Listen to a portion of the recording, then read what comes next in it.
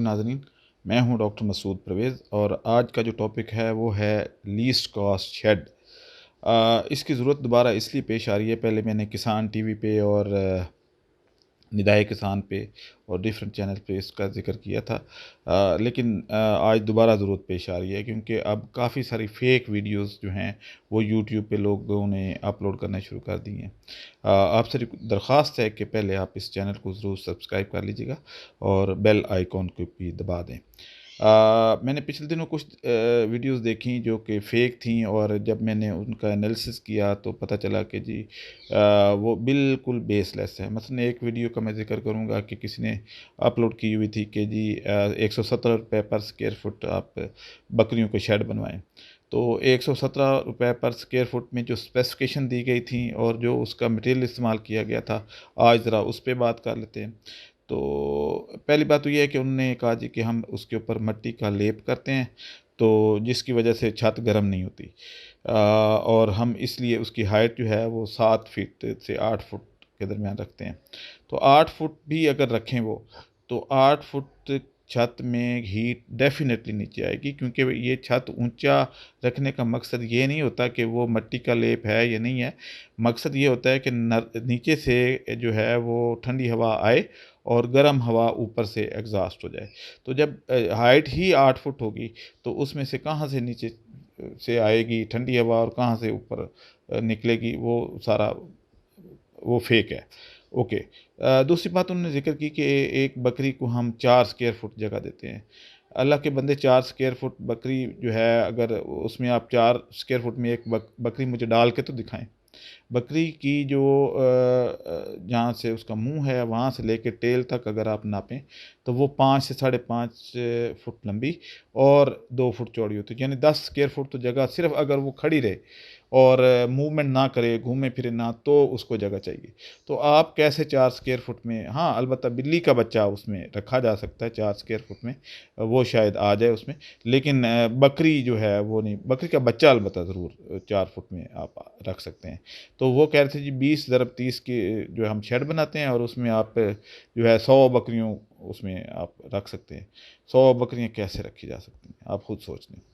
एक पिकअप जो है वो 6 फुट लंबी और तकरीबन कोई 4.5 फुट से 5 फुट चौड़ी होती है।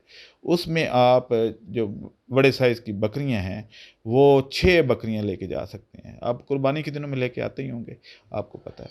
तो अगर 6 ज़रब 4.5 या 5 कर लें तो 30 फुट जो है जगह जिसमें बकरियाँ बिल्कुल फँस के खड़ी होती हैं। तो वो जो है आप लगा लें कि 30 में उस 6 बकरियाँ आप ज़्यादा से ज़्यादा डाल सकते हैं। वो भी यानी कि एक का मुँह पीछे और उसकी दुम दूसरी तरफ हो, ताकि वो जो है गर्दन क्योंकि पतली होती है, तो इस तरीके से आप उन बकरियों को लेके आते हैं।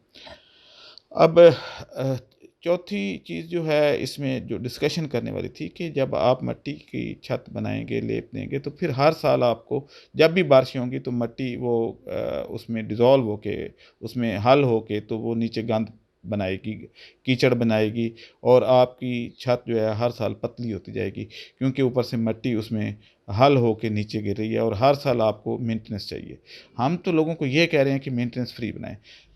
और सबसे इम्पोर्टेंट चीज़ वो ये है कि ये शेड कभी भी कीचड़ फ्री नहीं हो सकता। चिचड़ियाँ इसमें ज़रूर आएँगी, क्योंकि एक तो आप ऊपर सिरकी डाल रहे हैं, दूसरा ये है कि पिलर जो हैं वो आप कंक्रीट के बना रहे हैं, तो वो नीचे से चिचड़ियाँ ऊपर चढ़ के छत में छुप जाएँगी और आप जब तक उस शेड को आग नहीं लगा देंगे, वो शेड जो है वो चिचड़ियों से फ्री नहीं हो सकता।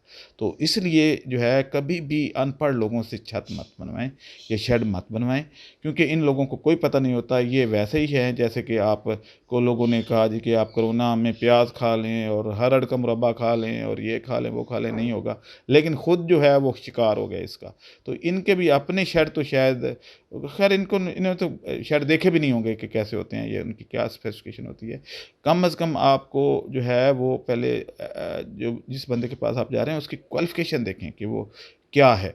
अब जब तहकीक की तो पता चला था कि ये साहब धोबी का काम करते हैं गाँव में और वो यूट्यूब पे जो है वो अपलोड कर रहे हैं जानवरों का शेड बनाने का तरीका और उसकी लो कॉस्ट शेड।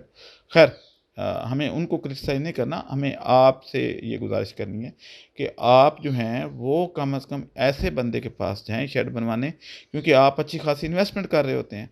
तो बल्कि यहाँ पे मैं एक और भी क्योंकि मौका इस तरह का बन गया है कि आप फ़ीस नहीं देते किसी आर्किटेक्चर को, किसी डॉक्टर को जो स्पेशलिस्ट होता है, वो 5-4 हज़ार फ़ीस ले लेगा तो आप वो बचा लेते हैं, लेकिन शेड का बेड़ा गर्क कर देते हैं।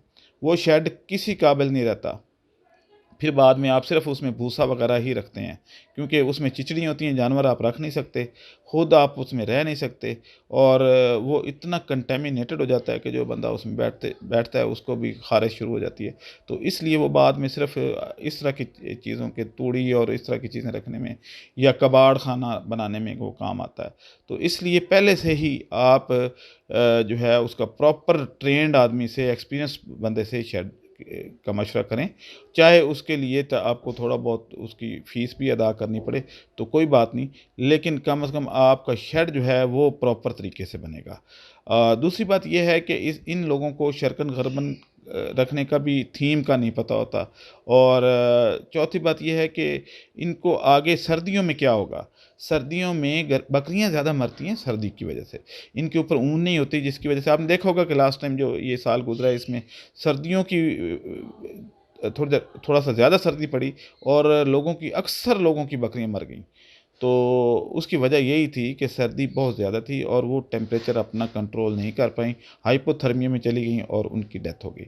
तो अब जब शेड नया बनाएँ तो उसमें ये ऑप्शन ज़रूर रखवाएँ कि इसमें सर्दी ना जा सके, उसको एयर टाइट किया जा सके ताकि ठंडी हवा बाहर से इन ना हो सके। और वो एनवायरनमेंट फ्रेंडली शेड का मकसद ये होता है कि हर तरह की एनवायरनमेंट में वो काम करे, सर्दियों में वो गर्म रहे और गर्मियों में ठंडा रहे। इसको कहते हैं एनवायरनमेंट फ्रेंडली शेड। तो अब आप जो है वो जब भी शेड बनवाएँ प्रॉपर डिज़ाइन करवाएँ और उससे बनवाएँ जो 4-5 चीज़ों का ख़्याल रखें। नंबर 1, वो गर्मियों में ठंडा और सर्दियों में गर्म हो, जिसको एयर टाइट किया जा सके, जिसके अंदर चिचड़ियाँ ना आएँ, जिसके अंदर प्रॉपर स्पेस दी गई हो, जिसके अंदर हीटिंग सिस्टम की अरेंजमेंट की ऑप्शन रखी गई हो। तो ये 4-5 चीज़ें कम से कम, यानी ये वो चीज़ें जो बेसिक हैं, इसके अलावा बस बहुत सारी चीज़ें हैं, लेकिन ये 4-5 चीज़ें तो कम से कम आप करें ना। इसके बगैर अगर आप बनाएँगे तो फिर आप प्रॉब्लम में आएँगे। और सबसे इम्पोर्टेंट ये है कि उसकी कीमत भी कम हो, देखने में अच्छा लगे, उसको साफ़ करना आसान हो। अब बकरियों की शेड जो है ये एक तो वो है जो जैसे वो कह रहे थे कि ठीक है वो इतने नहीं थे पढ़े लिखे, ओके, लेकिन आप तो पढ़े लिखे हैं या आप तो समझदार हैं, आप पैसा लगा रहे हैं, उसका क्या जाना है। इसलिए आप जो है कम से कम ऐसा डिज़ाइन करवाएँ कि जिसमें सफाई में आसानी हो। बकरियों के शेड अब जो बन रहे हैं उनमें सुराख रखे जाते हैं ताकि मेंगनियाँ नीचे चल जाएँ और नीचे से प्रेशर से उसको धोया जा सके और एक ही बंदा काफ़ी हो।